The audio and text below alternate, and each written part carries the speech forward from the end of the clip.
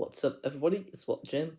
Let's go ahead and do the audio only game review for Horizon Forbidden West, the sequel to Horizon Zero Dawn. This is going to be a quick review as well as an unscripted one, so I'm looking forward to going ahead and doing that, as that's how I used to do my reviews. I used to do them as unscripted ones, but I mainly do them as written ones now. But I just wanted to go ahead and just go back to my old formula for this, just to see whether I've still got it or not. This is also my 400th video, and there's a weird coincidence about that because my 300th video was the game review for Horizon Zero Dawn and the Frozen Wilds DLC, and I'll link that video in the description below if you want to go ahead and watch that. And my 400th is the sequel to Horizon Zero Dawn, so I just find that a really cool coincidence.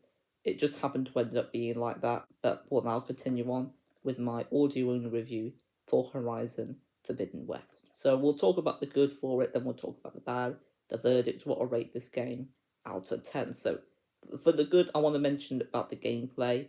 I think the gameplay is perfect here. I think the controls are really great. The game also looks amazing as well. It's one of the best looking video games I've ever played, in my opinion. I also do quite like the story in this game.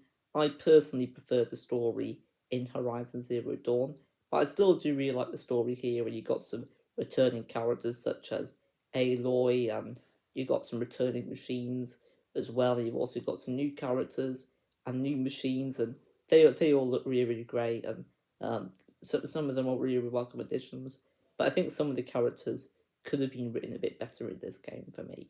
I love all the different improvements they've added to the game, whether it's the gliding ability or there's something else I want to mention, but I don't really want to spoil it for you, as it was one of my favourite elements of the game, that I don't even think it shows you in the trailers that you can go ahead and do this in a game.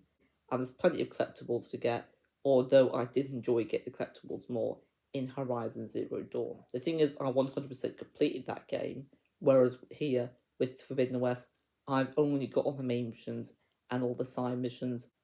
I think the writing's very strong for this game, and the side missions I'd say they're probably on par with how they were in the first Horizon game. They're nothing special, but they're still quite quick and quite enjoyable to go ahead and do as well. There were also errands to do in the game too. There's a lot of different crafting options for weapons and different outfit, just aesthetics and cosmetics for the game, which I really do appreciate.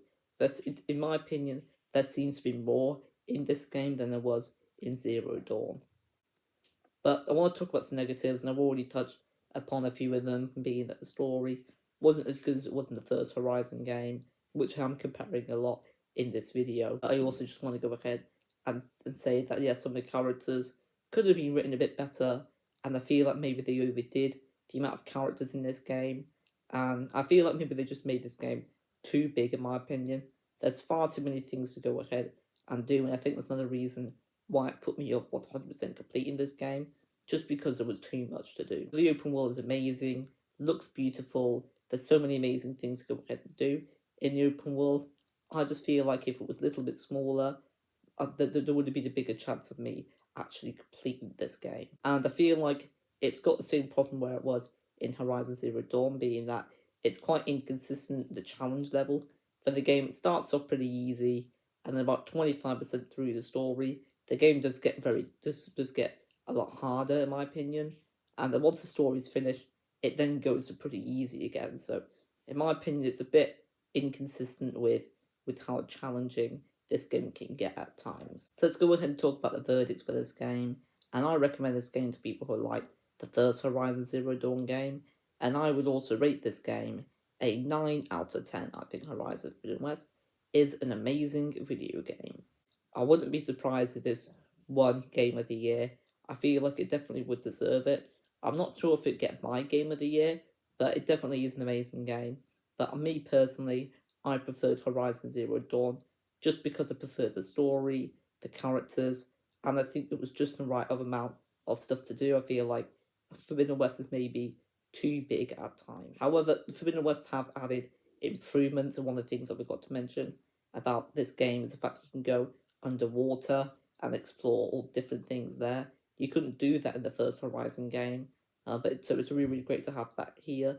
But I just personally preferred Horizon Zero Dawn over Horizon Forbidden West.